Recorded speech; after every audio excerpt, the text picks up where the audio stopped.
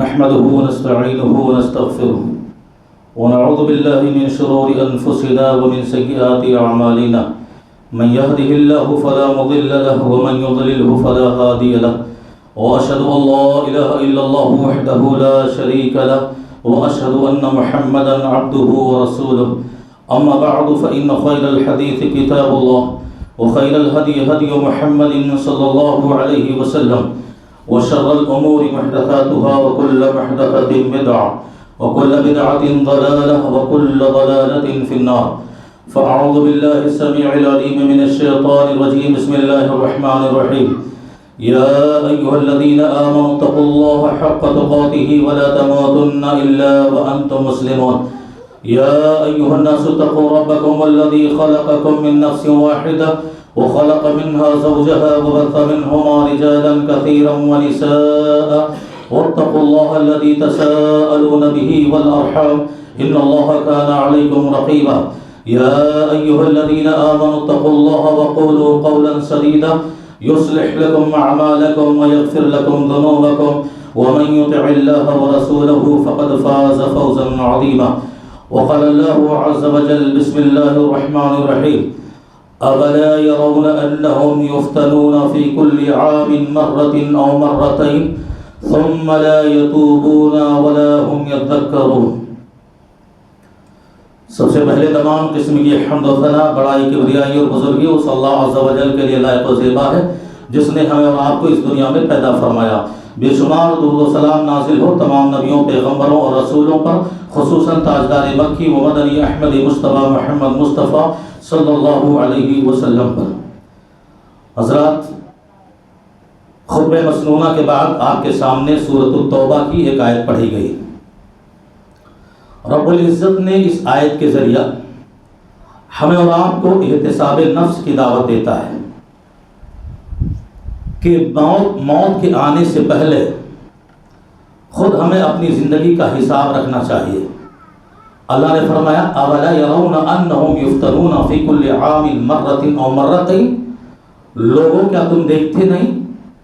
یا یہ انسان دیکھتے نہیں کہ ہر آنے والے سال میں وہ آزمائے جاتے ہیں، وہ امتحان لیے جاتے ہیں، ایک مرتبہ یا پھر دو مرتبہ، ایک مصیبت کے بعد دوسری مصیبت سے، ایک آفت کے بعد دوسری آفت سے، ایک پریشانی کے بعد دوسری پریشانی سے، ایک بیماری کے بعد دوسری اور بڑی بیماری سے، قحط سالی سے، سوکھے پن سے، سیلاب سے. کیوں؟ وجہ کیا ہے؟ تاکہ یہ لوگ اللہ کی طرف رجوع کریں، اللہ سے توبہ استغفار کریں اور نصیحت حاصل کریں. اور اللہ فرماتا ہے کہ افسوس ہے ان لوگوں پر، انسانوں پر، کہ امتحانوں سے گزرنے کے بعد بھی، آزمائشوں سے گزرنے کے بعد بھی ہر سال ان کی غفلت، ان کی سستی، ان کی کاہلی کا یہ عالم ہے کہ اس کے باوجود وہ توبہ نہیں کرتے، وہ استغفار نہیں کرتے، وہ نصیحت حاصل نہیں کرتے. آج کے خطبہ جمعہ میں ماہ محرم الحرام کی مناسبت سے یہ آیت پڑھی گئی ہے. آپ سبھی جانتے ہیں پر بطور تذکیر اور یاد دہانی کے کہ ماہ محرم الحرام شرعی اور تاریخی دونوں ہی اعتبار سے بڑی اہمیتوں اور بڑی خصوصیتوں کا حامل ہے. شرعی اعتبار سے پہلی خصوصیت اس مہینے کی ہے کہ یہ اشہر حرم ہے. ان مہینوں میں سے ایک ہے جن مہینوں کو اللہ نے حرمت والا بنایا ہے، ادب والا بنایا ہے، عزت و احترام والا بنایا ہے. اللہ نے فرمایا کہ ان عدۃ الشہور عند اللہ 12 شہرا فی کتاب اللہ یوم خلق السماوات والارض منها 4 حرم، کہ اللہ نے زمین و آسمان جب سے پیدا کیے ہیں تب سے مہینوں کی تعداد 12 ہیں، اور ان 12 مہینوں میں منها 4 حرم، خصوصاً 4 مہینے ایسے ہیں جو بڑے ادب والے ہیں، بڑی حرمت والے ہیں، بڑی عزت و وقار والے ہیں، ذوالقعدہ، ذوالحجہ، محرم اور رجب. کیا تقاضے ہیں ان مہینوں کے؟ جب ہم ان مہینوں میں داخل ہوں تو اللہ فرماتا ہے فلا تظلموا فیہن انفسکم، خبردار ہو جاؤ کہ ان حرمت والے مہینوں کو پانے کے بعد آپس میں ایک دوسرے پر ظلم نہ کرو، آپس میں ایک دوسرے کو گالی گلوچ نہ دو، آپس میں جنگ و جدال نہ کرو، آپس میں قتل و خون و غارت گری نہ کرو، گناہ اور معصیت اور نافرمانی کے کام کر کے اپنے نفسوں پر ظلم نہ کیا کرو. دیکھو سارے مہینے میں جو گناہ ہوتے ہیں وہ گناہ ہی ہوتے ہیں، لیکن ان 4 حرمت والے مہینوں میں گناہ کے جو کام ہیں وہ اللہ کے یہاں بہت ہی مذموم، مقبول اور ناپسندیدہ ہو جاتے ہیں، جیسے کہ ان 4 مہینوں میں نیکیاں اللہ کو اور مہینوں کے مقابلے بڑی محبوب ہو جاتی ہیں، بڑی پسندیدہ ہو جاتی ہیں۔ بات کچھ اس طرح ہے کہ جیسے جھوٹ بولنا گناہ ہے، ہر کوئی جانتا ہے، وہ چاہے چوراہوں پر بولی جائے، چاہے راستوں پر بولی جائے، چاہے گلیوں میں بولی جائے، چاہے گھروں میں بولی جائے، لیکن وہی جھوٹ اگر کوئی شخص آ کر مسجد میں بولتا ہے تو دنیا اس کو کہتی ہے کہ ارے اللہ کے بندے کم سے کم مسجد کے تو احترام کا خیال کر، یہاں پر تو جھوٹ نہ بول۔ تو یہ 4 ان حرمت والے مہینے ہیں کہ اور مہینوں کے مقابلے میں اگر ہم نے خیال نہ کیا ہے تو کم سے کم ان حرمت والے مہینوں کا تو ادب اور خیال کریں، اس کا احترام کریں، اور ان مہینوں میں اپنے آپ کو گناہوں سے بچائے رکھیں، نافرمانیوں سے بچائے رکھیں، ثواب اور نیکیوں کے کام زیادہ سے زیادہ کیا کریں۔ آپ جانتے ہیں مکے میں رہنے والے وہ کافر ہوتے ہوئے، مکے میں رہنے والے وہ مشرک ہوتے ہوئے بھی ان 4 مہینوں کے ادب اور احترام کا بڑا خیال کرتے تھے۔ جو جنگیں جاری رہتی تھی وہ جنگیں رک جایا کرتی تھی، جو لڑائیاں ہو رہی ہوتی تھی وہ لڑائیاں بند ہو جاتی تھی، وہ تلواریں جو میان سے باہر نکلی ہوئی تھی ان مہینوں کے آتے ہی ان کے ادب و احترام میں وہ تلواریں میان میں دوبارہ واپس آ جاتی۔ یہ ان مشرکین اور ان کافروں کا یہ عقیدہ تھا جو ان 4 مہینے کے ادب و احترام کا خیال کیا کرتے تھے۔ اسی طرح ایک دوسری خصوصیت محرم کے مہینے کی یہ ہے کہ یہ شہر اللہ ہے۔ پیغمبر صلی اللہ علیہ وسلم نے اس مہینے کو اللہ کا مہینہ قرار دیا۔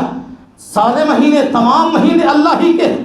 لیکن جب کسی ایک مہینے کو خاص کر کے اللہ کی جانب منسوب کر دی جائے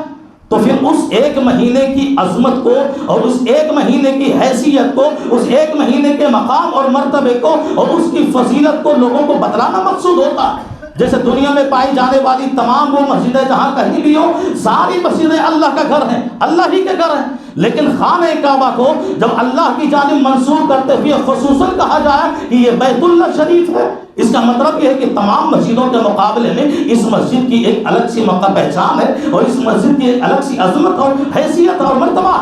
یا اسی طرح آپ دیکھو آسمان سے آنے والی تمام کتابیں اللہ ہی کی کتاب ہیں، تمام آسمانی کتابیں اللہ کی کتاب ہیں، لیکن جب قرآن مجید کو اللہ کی جانب منسوب کر کے خاص یہ کہا جائے کہ یہ کتاب اللہ ہے تو پھر قرآن مجید کی عظمت کو بتلانا مقصود ہوتا ہے بقیہ تمام کتابوں کے مقابلے میں۔ اسی طرح ایک تیسری خصوصیت کہ رمضان کے مہینے کے بعد سب سے افضل روزہ ماہ محرم کا ہے۔ اللہ کے نبی نے فرمایا افضل الصیام بعد رمضان الشہر اللہ المحرم، کہ لوگوں رمضان کے روزوں کے بعد سب سے افضل اور محبوب روزے ماہ محرم کے روزے، لہذا ہمیں تقاضا ہی ہمیں چاہیے کہ اس مہینے میں محرم کے زیادہ سے زیادہ نفلی روزہ رکھیں، اور خصوصاً یوم عاشورہ کا روزہ خصوصاً۔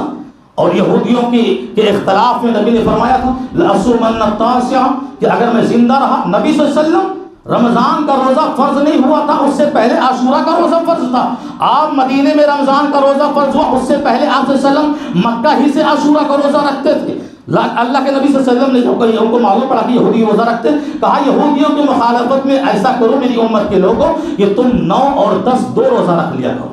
2 روزہ رکھ لیا کرو۔ ثواب کیا ہے، فضیلت کیا، یکفر السنۃ الماضیہ، کہ اس سے پہلے جو مہینہ ذی الحجہ کا گزرا ہے، عرفہ کا روزہ تم نے رکھا ہے، اللہ رب العزت نے اس کے 2 سال گناہوں کے کفارہ اس روزے میں رکھے ہیں، اور اب محرم کا مہینہ آ رہا ہے، 9 اور 10 کا روزہ رکھو۔ اس مہینے کے روزے کی فضیلت اور عاشورہ کے روزے کی فضیلت یہ یکفر السنۃ الماضیہ، کہ یہ 1 سال کے گناہوں کا کفارہ ہو جاتا ہے۔ اسی لیے مدینے میں جو صحابیہ ہوتی تھی وہ باقاعدہ خود بھی یوم عاشورہ کا روزہ رکھتی تھی اور اپنے بچوں سے بھی روزہ رکھواتی تھی۔ وہ کہتی ہے کہ جب ہمارے بچے بھوک سے نڈار ہو جاتے، پیاس سے تڑپنے لگتے، ہم ان کے سامنے کھلونے لا کر رکھ دیا کرتے تھے، کھیلو اس سے کسی طرح آفتاب غروب ہو جائے اور عاشورہ کا روزہ تم رکھ لے جاؤ۔ عمر بن خطاب رضی اللہ تعالیٰ عنہ نے ایک شرابی کو دیکھا مست ہو کر مدینے کی گلیوں میں گھوم رہا ہے، کہا بدبخت کمبخت مدینے کی اس گلی میں گھوم رہا ہے جہاں یوم عاشورہ کا یہاں کے معصوم بچوں نے روزہ رکھا ہوا ہے، اسے کوڑا مار کر باقاعدہ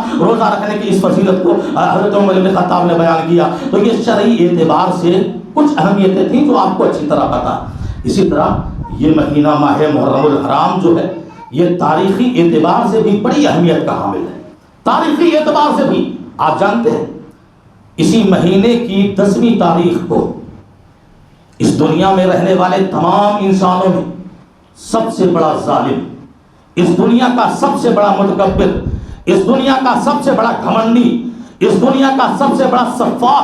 اس دنیا کا سب سے بڑا خوریز اور اس دنیا کا سب سے بڑا قاتل، جو بنو اسرائیل کی عورتوں کی گود سے بچے چھین کے قتل کر رہا تھا، وہ فرعون جس نے انا ربکم الاعلی کا دعویٰ کیا تھا، اپنے آپ کو خدائی کا دعویٰ کیا تھا، اپنے انجام کو اسی تاریخ کو پہنچا۔ دریائے نیل میں بنو اسرائیل قوم مظلوم کے سامنے اس ظالم کو اللہ نے مزہ چکھایا اور ڈوب گیا اسی میں، اور مظلوم بنی اسرائیل قوم کی آنکھیں ٹھنڈی ہو گئی اور یہ نصیحت دی گئی کہ اس دنیا کے اندر جو بھی ظالم ہو وہ سنو، جو بھی متکبر ہو وہ سنو، جو بھی گھمنڈی ہو وہ سنو، اور جو بھی سفاک ہو وہ سنو، اور جو بھی جابر ہو وہ سنو، ایک نہ ایک دن آتا ہے کہ ظالم کا سر اس دنیا میں کچلا جاتا ہے، اور اللہ کا یہ قانون رہا ہے، اس لیے کہ اللہ ظالم اور ظلم کو کبھی پسند نہیں کرتا، ظالم اور ظلم کبھی اللہ کو پسند نہیں ہے، اور یہ وہ گناہ ہے جس کے سلسلے میں پیغمبر انسانی صلی اللہ علیہ وسلم نے ارشاد فرمایا، میں بارہا بتاتا ہوں کہ ظالم اور والدین کی نافرمان اولاد یہ دو گناہ ایسے کرنے والے ہیں جن کو اسی دنیا میں ان کو اپنی آنکھوں کے سامنے سزائیں دیکھنی ہوتی ہیں اور سزائیں بھگتنی ہوتی ہیں۔ تو یہ اسی کے شکرانے میں موسیٰ علیہ السلام نے اور ان کی قوم بنی اسرائیل جو جابر ظالم فرعون سے نجات پائی تھی، شکرانے کے طور پر عاشورہ کا روزہ رکھا تھا۔ آپ صلی اللہ علیہ وسلم جب مدینے میں آئے اور آپ کو وجہ معلوم ہوئی تو انہوں نے کہا، اللہ کے نبی نے کہا کہ موسیٰ ہمارے بھائی ہیں، ہم تو زیادہ حقدار ہیں کہ روزہ رکھیں، لیکن یہودیوں کی مخالفت میں لأصومن التاسع، ہم 9 کا بھی روزہ رکھیں گے اور 10 کا بھی روزہ رکھیں گے۔ یہ تاریخی حیثیت۔ اور ایک دوسری اس مہینے کی تاریخی حیثیت یہ ہے کہ نئے اسلامی سال کا آغاز اسی مہینے سے ہوتا ہے، جس کو ہم اور آپ ہجری سال کہتے ہیں۔ آپ جانتے ہیں نبی کریم صلی اللہ علیہ وسلم کے زمانے میں کوئی اپنا اسلامی کیلنڈر نہیں تھا، ابو بکر رضی اللہ تعالیٰ عنہ کی خلافت میں کوئی اپنا اسلامی کیلنڈر نہیں تھا، حضرت عمر بن خطاب رضی اللہ تعالیٰ عنہ کا دور خلافت آیا، وہاں ضرورت محسوس ہوئی، بہت سارے لوگوں نے کہا کہ ہمارا اپنا دیکھو عیسوی کیلنڈر ہے، جاپانی کیلنڈر ہے، چینی کیلنڈر ہے، شامی کیلنڈر ہے۔ لوگوں نے کہا امیر المومنین ہمارا اپنا بھی کوئی اسلامی کیلنڈر ہونا چاہیے۔ حضرت عمر بن خطاب رضی اللہ تعالیٰ عنہ نے فوراً مجلس شورا بٹھائی اور صحابہ کرام کی جماعت کو اکٹھا کیا اور مشورہ لیا، تو کسی نے کہا دیکھو ہجری اسلامی سال کا آغاز نبی کریم صلی اللہ علیہ وسلم کی ولادت کی تاریخ سے کی جائے، جس تاریخ کو آپ پیدا ہوئے وہاں سے اسلامی سال کا آغاز کیا جائے۔ کسی نے مشورہ دیا نبی صلی اللہ علیہ وسلم کی نبوت کی تاریخ سے اسلامی سال کا آغاز کیا جائے، جس تاریخ کو آپ نبی ہوئے۔ کسی نے مشورہ دیا نبی کریم صلی اللہ علیہ وسلم کی وفات کی تاریخ سے اسلامی سال کا آغاز کیا جائے۔ تین مشورے ہو رہے تھے، اور کسی نے کہا ایسا کیا جائے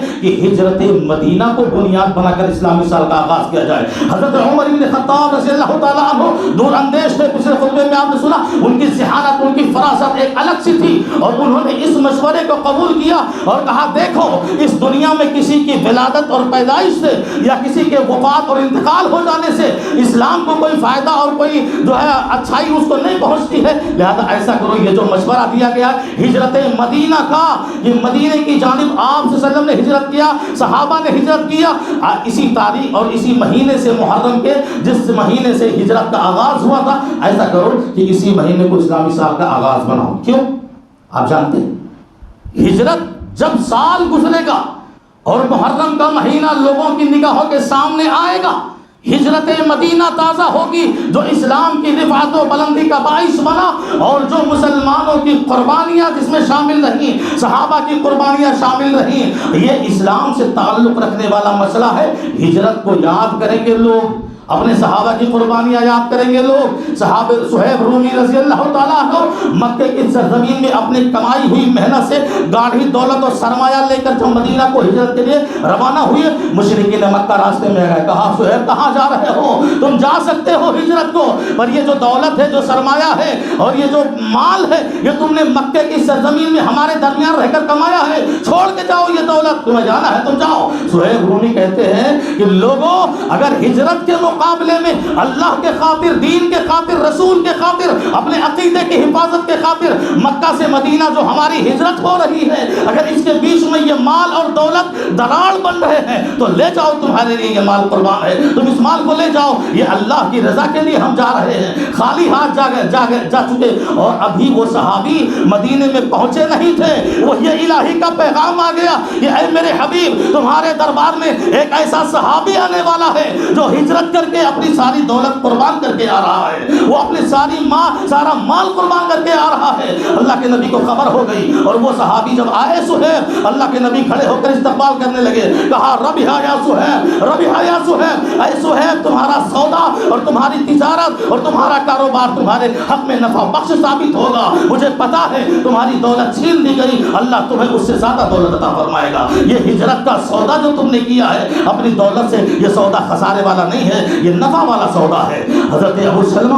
ابو سلمہ رضی اللہ عنہ، ایک صحابی کی پیچھے داستان چھپی ہوئی ہے، اسے پاہو اس تاریخ کو، محرم کا مہینہ آتے ہی اسی ہجرت کو ہمیں یاد کرنا پڑتا ہے اور قیامت تک یاد کرے۔ اسی لیے تو عمر بن خطاب نے محرم الحرام کے مہینے سے اسلامی سال کا آغاز کیا اور اسلامی کیلنڈر کا آغاز کیا کہ امت ہجرت مدینہ کو یاد رکھے۔ اور وہ ابو سلمہ رضی اللہ تعالیٰ عنہ جو اپنی بیوی بچوں کے ساتھ ہجرت کو جا رہے ہیں، مشرکین مکہ آ گئے، کہا تمہیں جانا ہے جاؤ، یہ لڑکی ہمارے قبیلے کی ہے، یہ عورت ہمارے خاندان کی ہے، یہ بچہ ہمارے مکے کے قبیلے کی ہے، تم اکیلے جانا چاہتے ہو جاؤ، بیوی چھوڑ دو، بچے چھوڑ دو۔ ابو سلمہ نے کہا اگر ہجرت کی آڑ میں بیوی بچے بھی آ رہے ہیں، اللہ کی محبت کے خاطر، رسول کی محبت کے خاطر، دین کی محبت کے خاطر، عقیدے کی حفاظت کے خاطر، تو یہ بیوی بچے بھی قربان ہے، لے جاؤ انہیں تم اپنے پاس۔ یہ اور بات ہے، مدتوں گزر جانے کے بعد مکہ والوں کو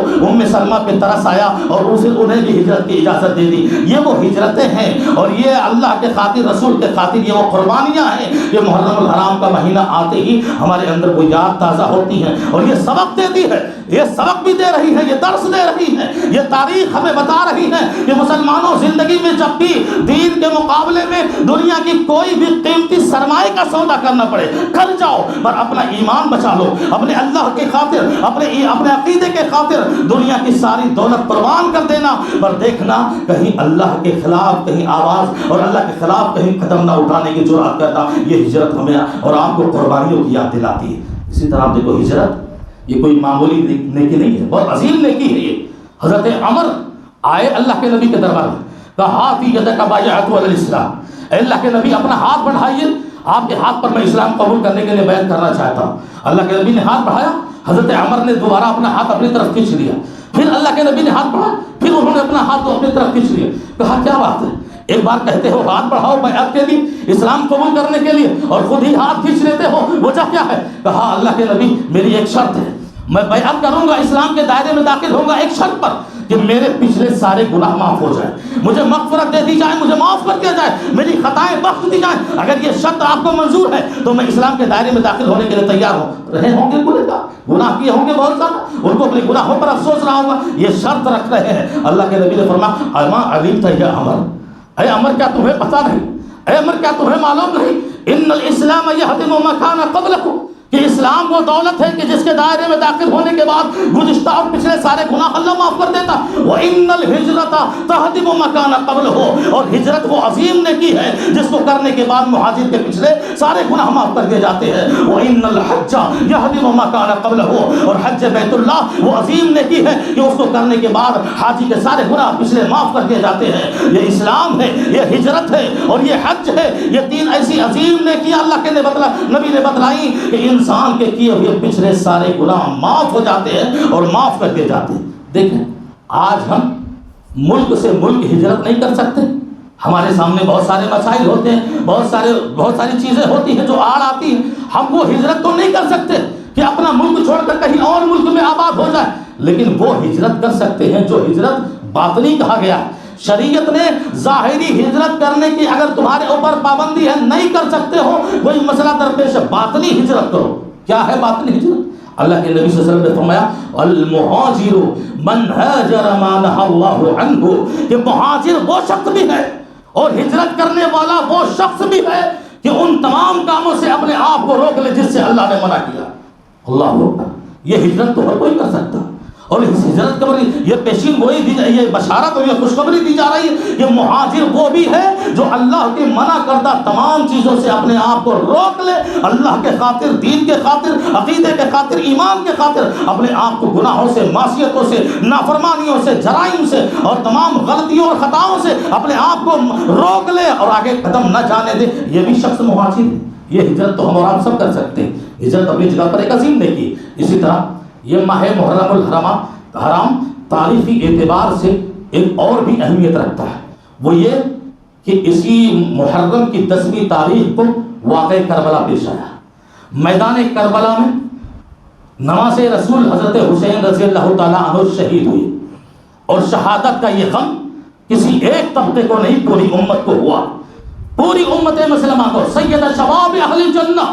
نماز رسول ہیں حضرت حسین رضی اللہ تعالیٰ عنہ، جنت میں جوانوں کے سردار ہیں، ان کی شہادت پر تمام امت مسلمہ کو غم ہے، ان کو دکھ ہے۔ وہ حادثاتی طور پر، سانحاتی طور پر ایسا واقعہ پیش آیا اس تاریخ کو، لیکن سوال یہ پیدا ہوتا ہے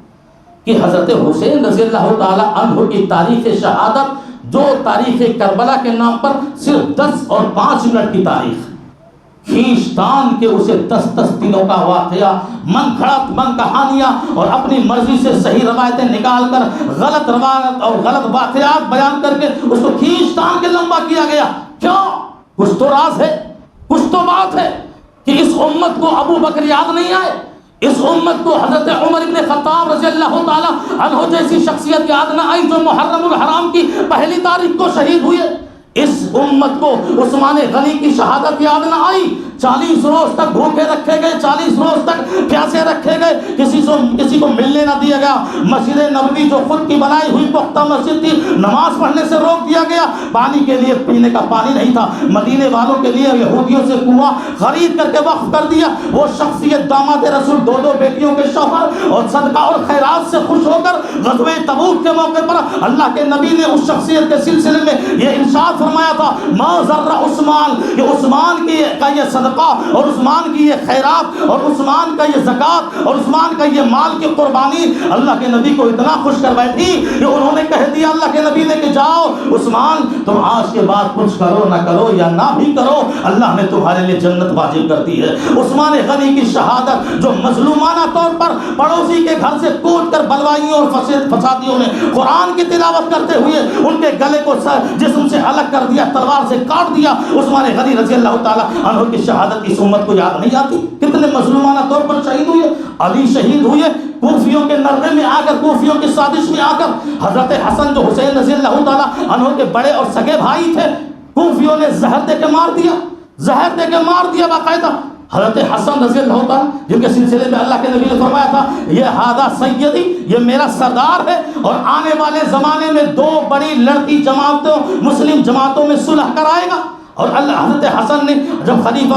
خلافت ان کے ہاتھ میں آئی، اپنی خلافت کہیں مسلمان لڑ نہ جائیں، کہیں مسلمان اختلاف میں نہ آ جائیں، ان کے خون آپس میں نہ بہے، عثمان غنی کے رویے کو اپنایا۔ عثمان غنی کی خلافت تھی، مسلمان سپاہیوں نے اجازت مانگی بلوائیوں سے جنگ کرنی ہے، عثمان نے کہا نہیں، جب تک میں زندہ ہوں میں نے زندہ رہتے ہوئے کسی مسلمان کا خون نہیں بہنا چاہیے۔ اور یہی رویہ حضرت حسن نے اپنائی، کہا لوگوں اگر خلافت کا مسئلہ ہے اور ڈر ہے اور کوفیوں کی سازش کا ان کو پتہ چل گیا کہ ہماری جان کے در پر ہیں، یہ خلافت کے ٹکڑے کر دیں گے، فوراً لے جا کے امیر معاویہ کے ہاتھ میں دے دیا، دستبردار ہو گئے۔ بتاؤ کرسی کی قربانی کوئی معمولی قربانی ہے؟ امیر معاویہ کے ہاتھ میں خلافت سونپ دی، لو ان کوفیوں سے تم ہی نپٹو۔ اور امیر معاویہ جیسی ہستی 20 سال حکومت اسلامی حکومت پر قائم رہے، کسی بلوائی اور کسی کوفی اور کسی دنگائی اور فسادی نے سر اٹھانے کی جرأت نہیں کی، وہ خلافت امیر معاویہ کے ہاتھ میں آ گئی۔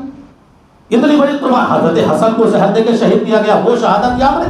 حضرت حسین کی شہادت وہ جانتے ہیں آپ، ماہ محرم الحرام کا مہینہ آتے ہی دراصل یہ رافضیوں، اہل تشیع اور شیعوں کا ایک ناٹک ہے، ایک ڈرامہ کرتے ہیں یہ لوگ، یہ رافضی لوگ ڈرامہ کرتے ہیں باقاعدہ۔ جانتے ہو اس مہینے کو آتے ہی بدعت و خرافات کا سلسلہ وار مہینہ قرار، کہا یہ مہینہ منحوس ہے۔ حسین کی شہادت ہوئی، رضی اللہ تعالیٰ عنہ کی شہادت ہوئی ہے، کوئی بات نہیں۔ بتاؤ 12 مہینوں میں تاریخ پڑھو گے، سیرت پڑھو گے، کوئی مہینہ ایسا نہیں باقی ہوگا جس مہینے میں کسی صحابی کی شہادت نہ ہوئی ہو۔ کیا ہر مہینہ منحوس ہے؟ ہر مہینے کو مرہوس سمجھو گے؟ محرم الحرام کا نہ شادی کرنی ہے، نہ بیاہ کرنا ہے، نہ خوشی کی مجلسیں لگانی ہے، نہ کاروبار کرنا ہے، نہ کوئی نیا کام کرنا ہے، بس وہی پرانے اور کالے کپڑے پہن کر گھومنا ہے۔ منحوس قرار دے دیا اس مہینے کو ان رافضیوں نے، اور اپنے کچھ بگڑے ہوئے عقیدے ہمارے بھائی اہل سنت والجماعت سنیوں کی گود میں لا کے رکھ دی، اور وہ گمراہ عقیدے سنی بھائیوں نے اولاد اور بچے سمجھ کر اسے قبول کر لیا، اور وہ اس کی پرورش کر رہے ہیں۔ کون سا جانتا؟ اسی 10ویں تاریخ کو نوحہ اور ماتم کا مہینہ قرار دے دیا، شہادت حسین کا غم ہے، بس وہی رات نوحہ اور ماتم قرار دے دیا، جس کے بارے میں اللہ کے نبی نے فرمایا من ضرب الخدود وشق الجیوب ودعا بدعوى الجاہلیہ، جو اپنے چہرے کو نوچے، اپنے سینہ کو پھاڑے اور اپنا خون بہائے اور جو ہے جاہلیت کی طرح چیخے پکارے، یہ ہم میں سے نہیں، ہمارا طریقہ نہیں ہے۔ اللہ کے نبی نے فرمایا وہ نوحہ ماتم لا کے گود میں عقیدے میں رکھ دیا، کہا ایسا کرو، ہم تو کھلم کھلا صحابہ کو گالی دیتے، اور واقعہ تھا یہ رافضی ایسی مخموم بدبخت قوم ہے شیعہ، یہ اہل تشیع کہ کھلم کھلا صحابہ کو برا بھلا کہتے۔ ابو بکر ہے، عمر ہے، انہوں نے علی کی خلافت چھین لی، اہل بیت سے نفرت کرنے والے، عائشہ کو گالی، نہ جانے کتنے، آپ سب کو پتا ہے یہ رافضی کھلم کھلا عائشہ جو ہے صحابہ کو گالیاں دیتے ہیں، صحابیہ کو گالیاں دیتے۔ کہا ایسا کرو، تم کھلم کھلا مسلمان ہو، تم تو صحابہ کو گالی دے نہیں سکتے، دو گے تو ڈائریکٹ تم کافر ہو جاؤ۔ ان کی گود میں لے جا کے رکھ دیا، حضرت یزید رحمت اللہ علیہ کو گالی دو۔ جانتے ہو کیسے؟ ان کی 10 دنوں کی مجلسوں میں یزید رحمت اللہ علیہ کہو، اس وقت سب سے مظلوم کوئی ہستی ہے، اللہ کی قسم 10 دنوں کی مجلسوں میں درود شریف کم پڑھا جاتا ہے، ابو بکر عمر عثمان و علی کے نام کم لیے جاتے ہیں، صحابہ کے نام کم لیے جاتے ہیں، اس سے کہیں زیادہ یزید کو گالیاں دی جاتی ہیں۔ یزید پلید ہے، یزید زناکار ہے، یزید چور ہے۔ مجھے بتاؤ، اگر یزید اس طرح کی حرکتوں والا ہوتا، ایک صحابی رسول اپنی زندگی میں اسے ولی عہد کیسے بناتا؟ کہا ہم ڈائریکٹ دیتے ہیں، تم انڈائریکٹ دو، واسطے سے تو وسیع، کہاں جا رہی ہے گالی؟ یزید کی گالیاں صحابی رسول کاتب وحی امیر المومنین حضرت امیر معاویہ رضی اللہ تعالیٰ عنہ پر جا رہی ہیں، ہمیں ہمارے مسلمان بھائیوں کو اس کی خبر نہیں، اس کا پتہ نہیں کہ ہمارا گالی کہاں جا رہا ہے، کتنے صحابہ اس سے مجروح ہو رہے ہیں، کتنے صحابہ زخمی ہو رہے ہیں، ایسی بہت ساری چیزیں۔ حالانکہ اس قصے اور اس بات کی بھی کوئی حقیقت نہیں، یہ تاریخ ہے، جھوٹی منگڑت کہانیاں، یزید ایسا تھا ویسا تھا، نہ جانے کتنی چیزیں بکی جاتی ہیں۔ یاد رکھو آخری لمحے حضرت حسین رضی اللہ تعالیٰ عنہ کا میدان کربلا میں شہید ہو جانے کے بعد اہل بیت جب شہر کوفہ سے گزر رہے تھے، 2 منٹ شہر کوفہ سے اور ان کی گلیوں سے گزر رہے تھے، جانتے ہو گھر گھر سے نوحہ ہو رہا ہے، گھر گھر سے رونے کی آواز آ رہی ہے، گھر گھر ماتم ہو رہا ہے۔ زین العابدین جو سگے بیٹے ہیں، جنہوں نے اپنی آنکھوں سے اپنے ابا کو شہید ہوتے ہوئے دیکھا ہے، شہر کوفہ میں کہا ارے مجھے بتاؤ آخر یہ ماتم کیوں چھایا ہوا ہے شہر کوفہ پر، یہ رونے اور چیخنے کی آواز کہاں سے آ رہی ہے، مجھے بتایا جائے۔ لوگوں نے کہا آپ کے ابا حضرت حسین رضی اللہ تعالیٰ عنہ کی شہادت کا غم منا رہے ہیں، شہادت کا غم منا رہے ہیں۔ فوراً وہیں پر زین العابدین کا وہ تاریخی جملہ ہر مسلمان کو یاد رکھنا چاہیے، کہاں مجھے بتایا جائے اگر یہ میرے ابا کی شہادت پر غم اور ماتم بنا رہے ہیں تو میرے ابا کو قتل کس نے کیا ہے، میرے ابا کو شہید کس نے کیا ہے؟ کون تھا وہ جو خط لکھ کے مکہ سے کوفہ بلانے پر تھا؟ کون تھا وہ جو میدان کربلا میں وہ خطوط جو یزید کے پاس بطور ثبوت پہنچنے والے تھے جلا کر راکھ کر دیا ہے؟ کون تھے وہ لوگ جب ابا نے کہا تھا مجھے یزید کے پاس جانے دو، نہیں جانے دیا تھا، نہ مکہ واپس جانے دیا اور نہ سرحد پر ایمان کے جانے دیا، کہیں نہیں جانے دیا؟ یہی اہل کوفہ تھے۔ زین العابدین نے اقرار کیا کہ یہی رونے والے وہ لوگ ہیں اور یہی ماتم منانے والے لوگ ہیں جنہوں نے ہمارے ابا جان کو لا کے میدان کربلا میں غدر دے کے اور دھوکے سے اور فریب سے، جیسے علی کو شہید کیا، بڑے بھائی حسن کو شہید کیا، ایسے انہوں نے ہمارے ابا جان جو ہے حضرت حسین کو شہید کیا، باقاعدہ انہوں نے اقرار کیا۔ اور جانتے ہو ایک شخص کوفہ کا رہنے والا آیا، عبداللہ ابن مسعود سے سوال کیا مچھر کو قتل کرنے کا کیا حکم ہے؟